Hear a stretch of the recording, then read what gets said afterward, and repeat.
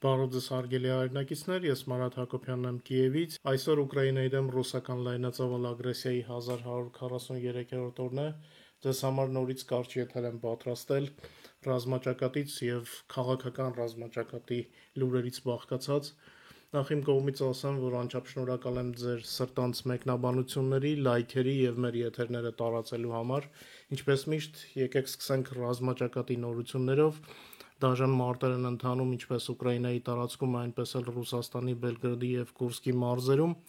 Թրամփի հատուկ բանագնացը գնացել է Ռուսաստան Պուտինի հետ հանդիպելու։ Այս ֆոնին ռուսական հարձակումները ռազմաճակատում դարձել են ավելի անմիտ եւ անիմաստ։ Պուտինը պարզապես իր զինվորներին փուրն է տալիս,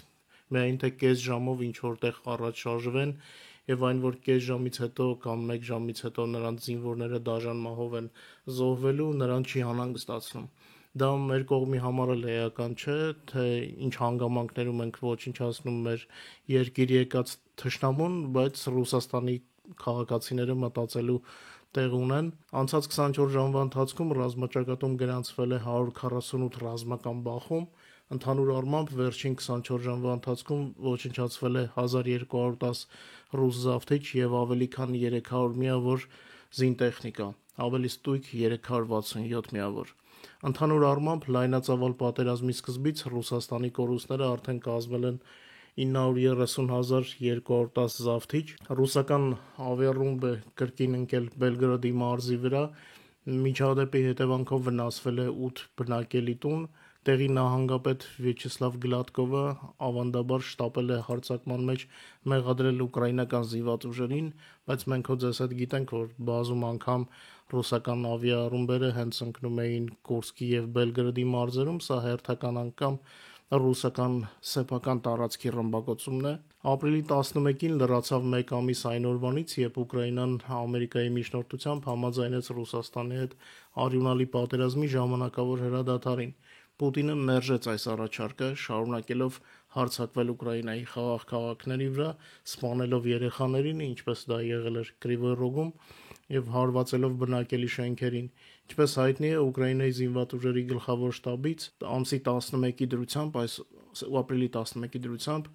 այս ընթացքում ռուսական բանակը ռազմաճակատի տարբեր ուղղություններով իրականացրել է 5124 հարձակում, օկուպանտների կորուստները կազմել են 1 ամսվա ընթացքում ավելի քան 42,500,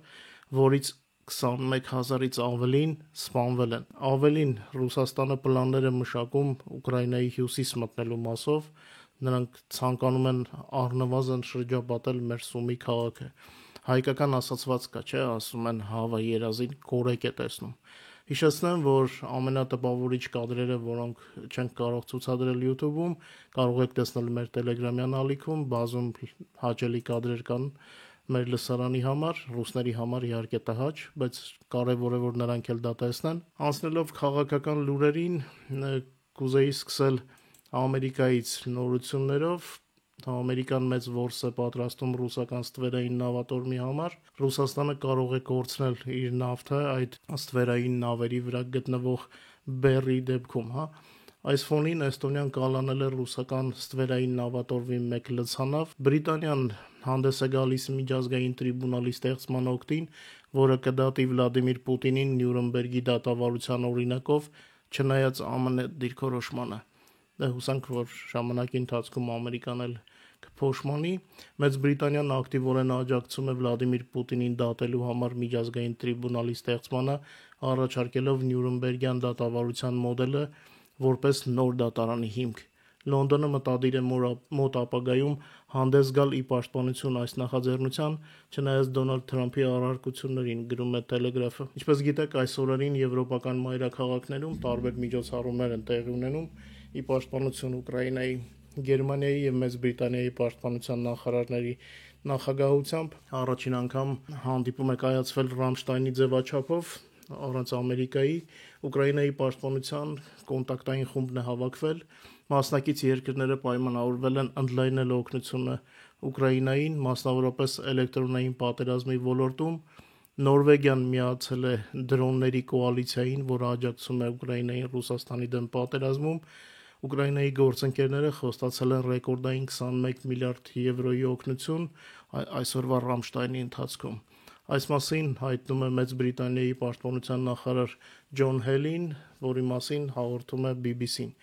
Ուկրաինայի պաշտպանության նախարարը գնահատել է Եվրոպայի դերը Ուկրաինային զինելու հարցում, մեջբերեմ սա ցույց է տալիս, որ մենք փորձում ենք կանգնել մեր ոտքերի վրա եւ առաջ շարժվել որպես եվրոպական ժողովուրդ։ Մենք երախտապարտ ենք կոալիցիոն հնարավորությունների համար, որոնք այսօր ներկայացված են աջակցող երկրներին, եւ սա ամենամեծ օգնություններից մեկն է, որը մենք ստանում ենք։ Մենք երախտապարտ ենք յուրաքանչյուր երկրի, որն այս աջակցությունն է ցուցաբերել, ասել է մեր նախարար Ումերովը։ Իլհամ Ալիևը, որպեսի մնա միջազգային քաղաքական լրահոսում, մի շարք հայտարարություններ արեց, քողարկված աջակցելով Արևմուտքին եւ Ուկրաինային։ Նա որպես խորաման կաղվես փորձված անշուշտ հասկանում է, թե որտեղից է փչում հաջողության քամին, ափսոս որ Հայաստանի իշխանությունները պասիվ են այս ոլորտում։ Վերջին շրջանում կարծես թե ջերմացում է նկատվում Փաշինյանի եւ Պուտինի միջև, եւ Ալիևը դա անմիջապես օգտագործում է իր օգտին աշխարհին առաջադեմ երևալու համար։ Պատկերացնում եք, չէ՞ կեղծիքի մասշտաբը։ Իսկ Երևանում կարծես թե նորից մոռացել են Ուկրաինայի գոյության մասին, ամբողջ աշխարհն աջակցում է Ուկրաինային, Կիևը չի շտապեցնում Երևանին ինչ-որ որոշումներ կայացնել։ Դա Հայաստանին է անհրաժեշտ, Ուկրաինային աջակցող քաղաքակիրթ աշխարհի հետ նույնանալու համար։ Մենք պետք է մեզ իդենտիֆիկացնենք, որ մենք քաղաքակիրթ աշխարհի մաս ենք, բայց մեր փոխարեն դա ցավոք առայժմ անում է Ալիևը։ Չգիտեմ երբ դա կհասկանան Հայաստանի իշխանությունները, չնայած սա պարզ ճշմարտություն է։ Ցավոք պաշտոնական Երևանը դեռ չի էլ հերքում Ուկրաինայի մասին ռուսական տարիներով քարոզչական առասպելները, միֆերը, որոնք բաժանում են մեր երկրները։ Էլի 5-րդ Շարասյան հեռուստաալիքները տարածում են հերյուրանքներ Ուկրաինայի մասին եւ դրա դեմը ոչ ոք չի առնում, չի բացատրվում, որ այդ ամենը սուտ է։ Պատկերացնում եք Ուկրաինայում այդ Ռուսաստանի Հայաստանում տարածած ստերի մեծ մասի մասին նույնիսկ տեղյակ չեն։ Կարող է թվալ, թե ես, ասենք, Ուկրաինայում եմ ապրում, այդ պատճառով եմ սա ասում, բայց սա Հայաստանին է պետք։ Հայաստանի ժողովրդի անվտանգության վրա է սա ազդում։ 5-րդ Շարասյունը խաբելով ու ստեր հորինելով Հայաստանում բախման է տանում մեր հայրենիքը Հայաստանը քաղաքակիրթ աշխարհի հետ, ինչը միայն մեզ հայրիս է վնաս։ Ուկրաինան իր գլխի ճարակը գտնի շատից լավից վատից, մեծից փոքրից, իսկ փոքր Հայաստանը առանց իրական բարեկամների նորից ուզում են թողնել Պուտինի դռանը, առանց հասկանալու, որ էլ Պուտինի դուռ էլ չկա, իմիտացիա է։ Ես միայն մի բան եմ ուզում, որ իմ հայրենիքը աշխարհում ճիշտ ընկալվի, որ իմ ազգակիցներին հանցագործ Պուտինի օգնականների շարքին չդասեն։ Ինձ թվում է սա ցանկացած հայի ձգտում է եւ երևի թե պետք է ավելի շատ աշխատենք, որպեսզի եթե իշխանությունը չի կոտրում այդ միֆերը, մենք փորձենք կոտրել եւ վերջիվերջո մեր հայրենակիցները իմանան ճշմարտությունը, հա։ Երկու խոսք Թրամփի աբսուրդային քաղաքականության հետևանքների մասին ասեմ։ Առևտրային պատերազմը տապալեց դոլարի եւ ոսկին հասցրեց ռեկորդային մակարդակի, գրում է Bloomberg-ը։ Ամերիկայի եւ Չինաստանի միջև առևտրային պատերազմի սրման եւ Ամերիկայի տնտեսության նկատմամբ վստահության կտրուկ կորստի ֆոնին ներդրողները զանգվածաբար անցնում են պաշտպանական ակտիվների, ոսկու գինը գերազանցում է պատմական ռեկորդները, մինչդեռ դոլարը կտրուկ անկում է ապրում։ Այս մասին գրում է Bloomberg-ը։ Եվրամիությունը եւ Չինաստանը պետք է համատեղ պաշտպանեն իրենց օրինական իրավունքները եւ շահերը, ինչպես նաեւ միջազգային արդարությունը, կանոններն ու կարգը։ Մասնավորապես նրանք պետք է միավորեն ուժերը դիմակայելու Ամերիկայի առևտրային ճնշմանը։ Այս մասին հայտարարել է Չինաստանի առաջնորդ Սի Ցզինպինը, տեսնում եք, չէ՞, ուր է հասել։ Չինաստանը ուզում է միավորվել Եվրոպայի հետ Թրամփի դեմ, կարծես աշխարհի վերջ լինի։ Ի վերջո Թրամփը կապահովի